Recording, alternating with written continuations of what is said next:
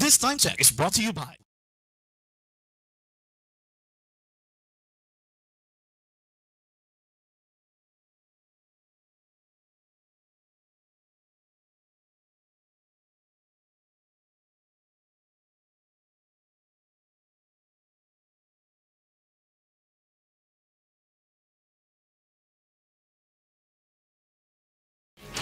Aksyon! Balita Evening Edition.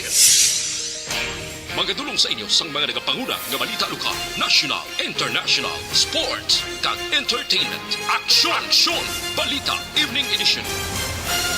Kag karon ang inyo news team. Una sa balita, una sa aksyon.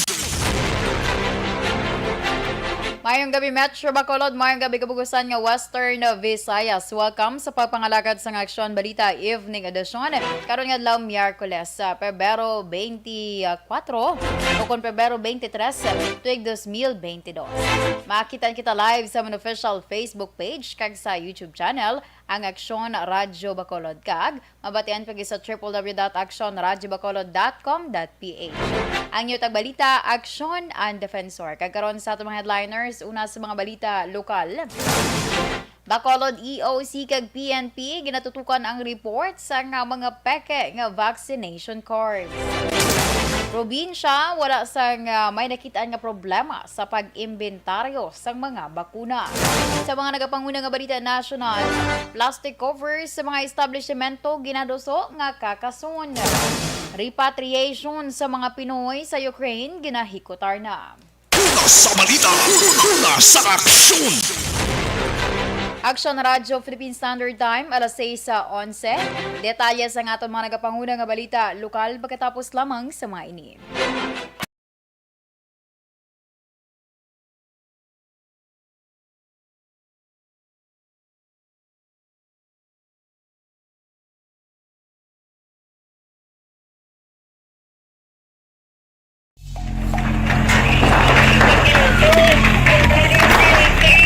Besyara tayo! Besyara!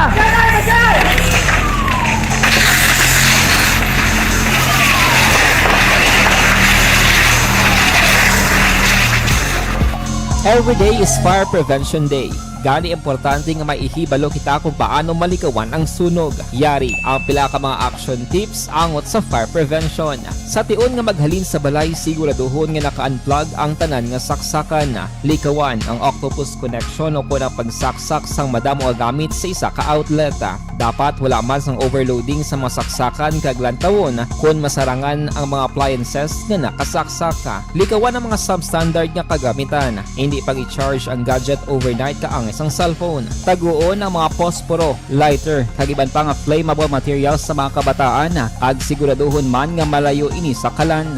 Siguraduhon man nga wala nagalik ang inyong LPG. Sa isa ka business establishment, dapat mayara sang fire extinguisher kag dapat nakahibalo ang tanan sa pag-usar sini. Hibaloon man ang expiration date sang fire extinguisher kag i-refill kung expired na. Magpreparar sang fire exit plan laki padiri ang emergency exit o kung ang lugar nga wala sang harang nga pwede guwaan sa tion sang sunog.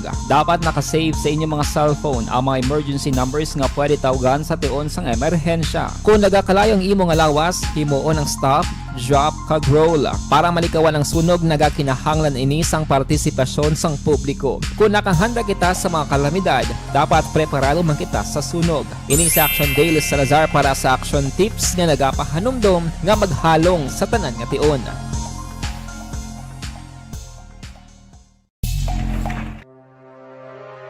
The Candidates Forum. The Candidates Forum. Hibaloon ang mga plataporma di gobyerno. Usisaon ang nahimuan kag inagihan sa mga politiko. Patpaton ang mga proyekto nga ila ginaplano. The Candidates Forum, programa sa Aksyon Radyo Bacolod kag Northwest In nga magahatag kay gayunan sa publiko nga mas makilalaan sang husto ang mga kandidato sa 2022 national and local elections. The Candidates Forum. The Candidates Forum, hosted by Aksyon Boy Duran with guest panelists Aksyon Fred Salanga, Aksyon Rex Cantong, Aksyon Art Tayupon, Aksyon Brian Morden, Aksyon Eric Magbanwa, kag Aksyon Marlon Genovea. Diri lang sa Aksyon Radyo Bacolod, The Candidates Forum.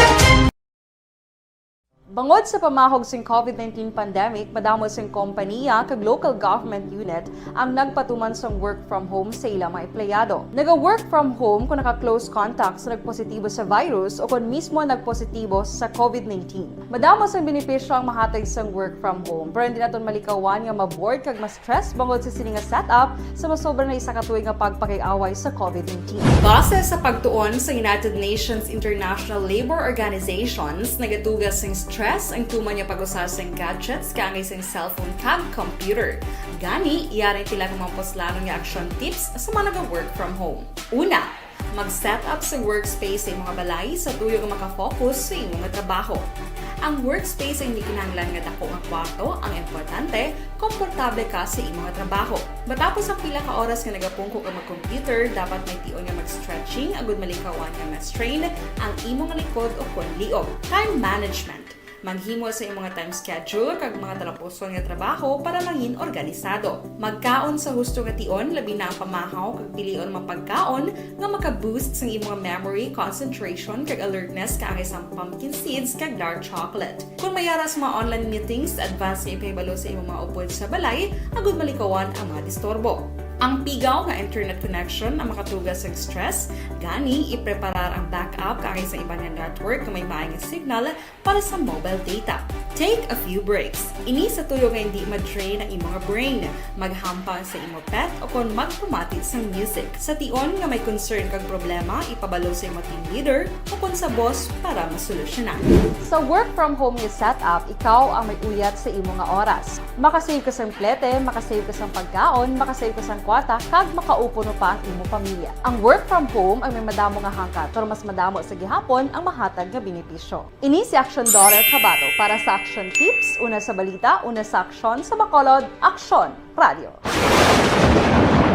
Ang elementary nga evacuation center na concern din baha man. Uy, kaya kaya pinagamat-amat kumansaka ang tubig. Actually, ikaw po Hindi medyo mataas na ang tubig. So, ulat natin nga Siwala nga ng traffic to or nag-traffic dito sa sulod ang mga continuous rain ang nag-isang sa factor sa pagsaka at sining tubig sa subong.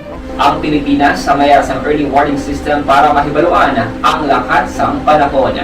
Gani, wala sa rason. Una sa balita, una sa aksyon.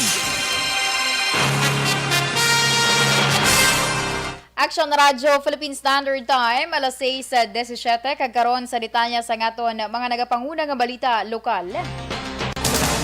Padayon ang pagmagangot sa Bacolod Emergency Operations Center sa Bacolod City Police Office kag Regional Intelligence Unit para malocate ang source sang peke nga mga vaccination card sa Bacolod. Suno kay Dr. Chris Surungon, ang Deputy for Medical and Data Analysis ng Bacolod EOC, base sa impormasyon may mga lead na ang otoridad para sa posible pagpatigayon sa entrapment operation. Dugang pa ni Surungon, may nagpadala sa iya sang mensahe nga isa man ka doktor nga nagapahayag nga kung hindi mapasaka ang kaso, posible magpinagusto ang mga ini kag iya ginapaboran. Sa pinakaulihi nga datos sa nga MITCS, naka-issue na sa ang opisina sa nga 12,744 ka mga bakuna card nga mayara sang QR code. Subong pina-coordinate naman sa DCPO sa Regional Intelligence Unit natin para for possible mga future entrapment operations. The intelligence unit sa natin ng pagkapulisan is closely coordinating with those nadakpan. May mga leads naman sila.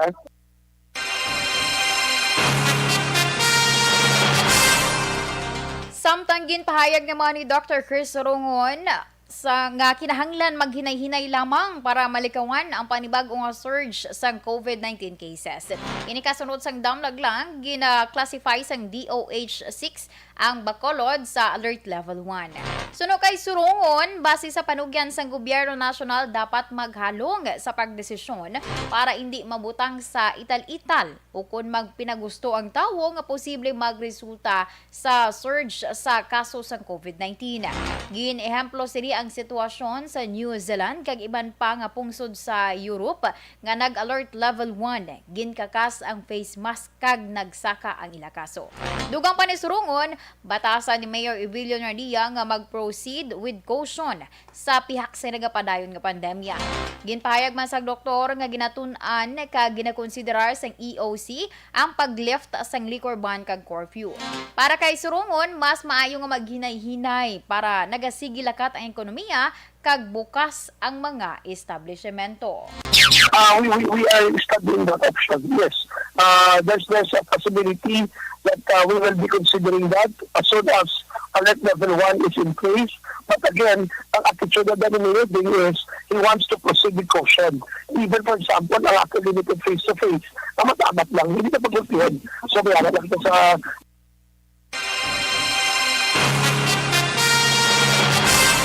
Ang kabahin sa pagpahayag ni Dr. Chris Surungon.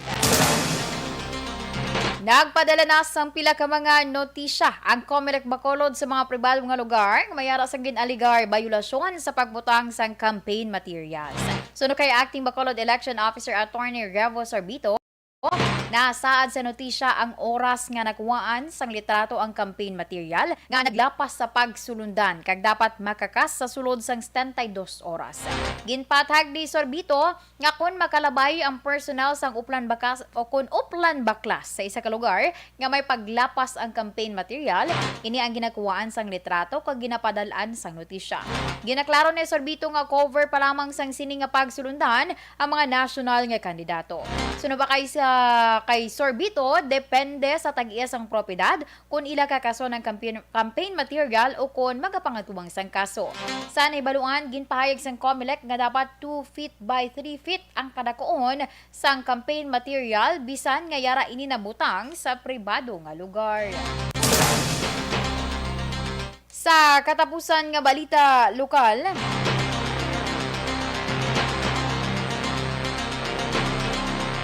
wala sang may nakitaan nga diferensya ang Department of Health sa ginpatigayon nga inventaryo sa COVID-19 vaccines nga ginausar sa vaccination program sa Negros Occidental. Suno kay Provincial Administrator Attorney Fernando Diaz II,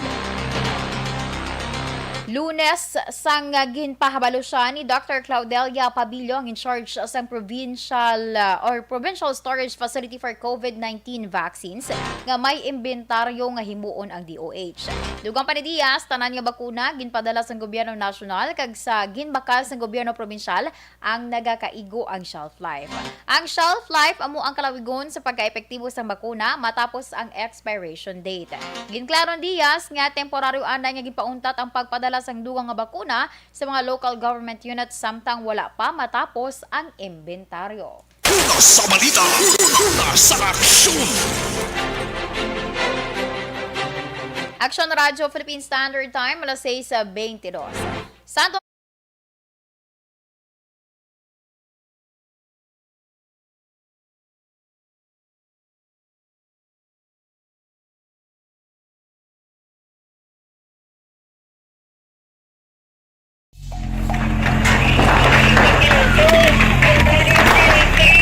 Pressure na tayo! Pressure!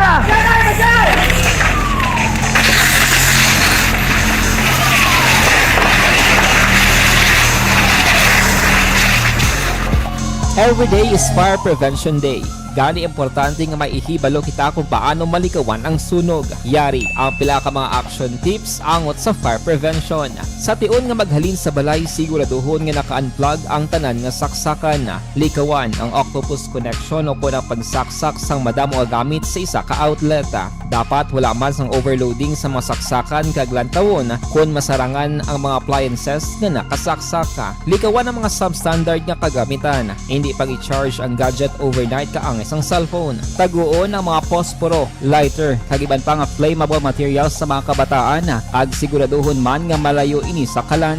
Siguraduhon man nga wala nagalik ang inyong LPG. Sa isa ka business establishment, dapat mayara sang fire extinguisher kag dapat nakahibalo ang tanan sa pag-usar sini. Hibaloon man ang expiration date sang fire extinguisher kag i-refill kung expired na. Magpreparar sang fire exit plan lagi padiri ang emergency exit o kung ang lugar nga wala sang harang nga pwede guaan sa tiun sang sunog. Dapat nakasave sa inyong mga cellphone ang mga emergency numbers nga pwede tawagan sa tiun sang emerhensya. Kung nagakalayo ang imong alawas, himuon ang stop, drop kag roll para malikawan ang sunog nagakinahanglan ini sang partisipasyon sang publiko. Kung nakahanda kita sa mga kalamidad, dapat preparado man kita sa sunog. Ini sa Action Daily Salazar para sa action tips nga nagapahanumdom nga maghalong sa tanan nga tion.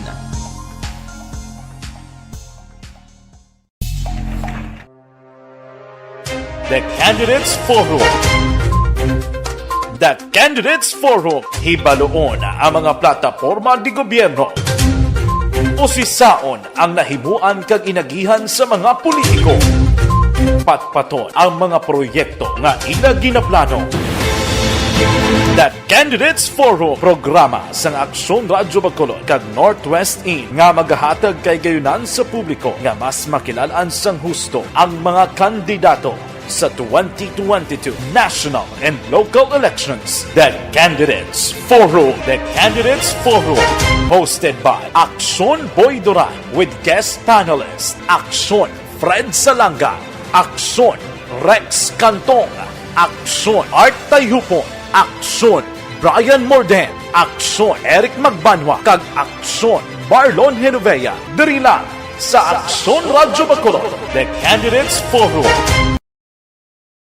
Bangod sa pamahog sing COVID-19 pandemic, madamo sing kompanya kag local government unit ang nagpatuman sang work from home sa ilang mga empleyado. Naga-work from home kung naka-close contact sa nagpositibo sa virus o kung mismo nagpositibo sa COVID-19. Madamo sang benepisyo ang mahatag sang work from home, pero hindi naton malikawan nga ma-bored kag ma-stress bangod sa sini nga setup sa masobra na isa ka tuig nga pagpakiaway sa COVID-19. Base sa pagtuon sa United Nations International Labour Organizations, nagatugas sing stress ang tuman niya pag-usar sa gadgets kaangay sa cellphone kag computer. Gani, iyaring tila kung mga poslano nga action tips sa mga nag-work from home. Una, mag-set up sa workspace sa mga balay sa tuyo nga makafocus sa imong trabaho. Ang workspace ay hindi kinahanglan nga dako nga kwarto, ang importante, komportable ka sa imong trabaho. Matapos ang pila ka oras nga nagapungko ka mag-computer, dapat may tion nga mag-stretching agud malikawan nga ma-strain ang imong likod o kon liog. Time management. Maghimo sa imong time schedule kag mga talapuson nga trabaho para maging organisado. Magkaon sa husto nga tion, labi na ang pamahaw kag pilion mapagkaon nga maka-boost sa imong memory, concentration kag alertness kaangay sa pumpkin seeds kag dark chocolate. Kung mayara sa mga online meetings, advance nga ipahibalo sa imong mga upod sa balay, agud malikawan ang mga disturbo. Ang pigaw nga internet connection ang makatugas sa stress, gani ipreparar ang backup kaangay sa ibang network na may maayong signal para sa mobile data. Take a few breaks. Ini sa tuyo nga hindi ma-drain ang imong brain, maghampang sa imong pet o kung magpumatid sa music. Sa tion nga may concern kag problema, ipabalo sa imong team leader o kung sa boss para masolusyonan. Sa work from home nga setup, ikaw ang may uyat sa imong nga oras. Makasave ka sa plete, makasave ka sa pagkaon, makasave ka sa kwata, kag makaupo no pa ang imong pamilya. Ang work from home ay may madamo nga hangkat, pero mas madamo sa gihapon ang mahatag nga benepisyo. Ini si Action Daughter Cabato para sa Action Tips, una sa balita, una sa aksyon sa Bacolod, Aksyon Radio. Ang elementary nga evacuation center na concern din baha man. Uy, kaya dati tumakami pinagamat-amat kumansaka ang tubig. Actually, ikaw po sa dito medyo mataas na ang tubig. So, ulat nato nga pasuwag nga ng traffic or nag-traffic dito sa sulod. Ang continuous rain ang isang good factor sa pagsaka sa sining tubig sa subong. Ang Pilipinas sa mayas ng early warning system para mahibaluan ang lakas ng panahon. Gani, wala sang rason nga hindi kita makapreparar karon ni rainy season. Yari ang pila ka mga action tips nga dapat mo may baluan. Kung nagapuyo sa lugar nga masabi ginabaha, mag-monitor sa balita para sa anunsyo sang pag-asa sa lakat sang panahon.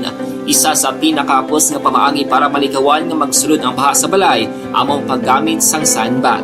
Ang sandbag ang isa ka sako nga may unod nga balas nga pwede ibutang sa pertahan upon ginaagyan sang tubig para temporaryo nga makontrol ang pagsulod sang tubig sa inyong nga balay. Antes naman ng rainy season, dapat nakapreparar ka na sang pagkaon, flashlight, pito, kandila, hygiene kit, power bank, transistor radio, importante nga mga dokumento kag iban pa nga kinahanglanon. Ini ang dapat isulod sa go bag nga dapat ibutang sa isa ka lugar nga mapus kuhaon sa tion nga kinahanglan nga mag-evacuate. Sa tion sa pagbaha dapat butangan sang tape ang saksakan sang mga outlet kag ibutang sa mga taas nga mga lugar ang appliances. Kunyara sa evacuation center, dapat man nga ipatuman ang minimum health protocol, face mask, face shield kag social distancing batok sa COVID. Sa panahon sa tigululan, dapat man proteksyonan ang ikaayong lawas batok sa tila ka mga masakit, kang isang dengue, leptospirosis, cholera, typhoid fever, hepatitis A. Nagpanugyan man ang DOH kay pabili ng proper hygiene kay pag-inom sang limpyo nga tubig. Lutuon sang gusto ang pagkaon para malikawan ang contamination. Maghugas sang kamot antes kag pagkatapos ang kaon kag matapos nga mag-usar sang banyo. Likawan man ang paglangoy o kon pagtubog sa baha. Kini sa Action Dale Salazar para sa Action Tips nga nagapahanundong nga maghalong sa tanan nga tion.